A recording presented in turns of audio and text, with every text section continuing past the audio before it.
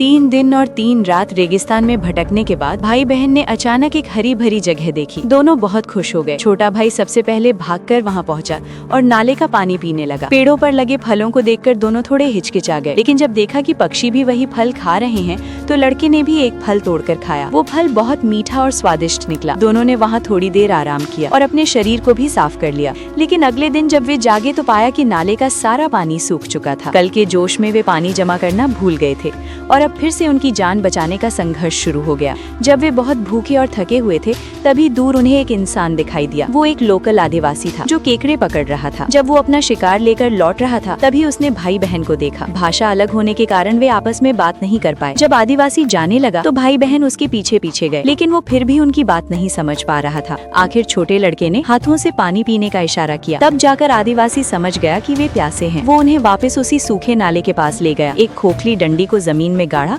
और फिर अपने मुंह से पानी खींचकर दिखाया। भाई बहन बहुत खुश हुए और जमकर पानी पीने लगे। जब आदिवासी जाने लगा तो वे दोनों उसके पीछे आ गए। हालांकि भाषा की दीवार अब भी थी, लेकिन लड़की महसूस कर रही थी कि वो आदिवासी अच्छा इंसान है। धीरे धीरे आदिवासी के मन में लड़की के लिए इमोशंस पैदा होने लगे। उसने हिम्मत करके लड़की से अपने प्यार का इजहार किया। लड़की ने उसे न तो एक्सेप्ट किया और न ही रिजेक्ट। तेज धूप में छोटे लड़के की पीठ जल गई। आदिवासी ने पुराने तरीकों से उसका इलाज किया। उसने गर्म हर्बल रस से उसका घाव भरा और लड़का जल्दी ठीक हो गया। फिर आदिवासी ने उनकी सुरक्षा के लिए एक छाया छतरी भी बना दी। जब रास्ता कीचड़ और दलदल भरा आया तो उसने लड़की को अपनी पीठ पर उठाकर चलना शुरू किया। उनके बीच का रिश्ता गहराता गया, लेकिन आदिवासी जानता था कि एक दिन वे उसे छोड़कर चले जाएंगे। चलते चलते उन्हें एक लकड़ी का छोटा सा घर दिखा। लड़की दौड़कर अंदर गई पर पाया कि वो बहुत पहले से सोना पड़ा है। वहीं आदिवासी ने देखा कि कुछ गोरे लोग जानवरों का शिकार कर रहे हैं। उसे गोरे लोगों के प्रति नफरत सी महसूस हुई, लेकिन उसने भाई बहन को नुकसान नहीं पहुंचाया।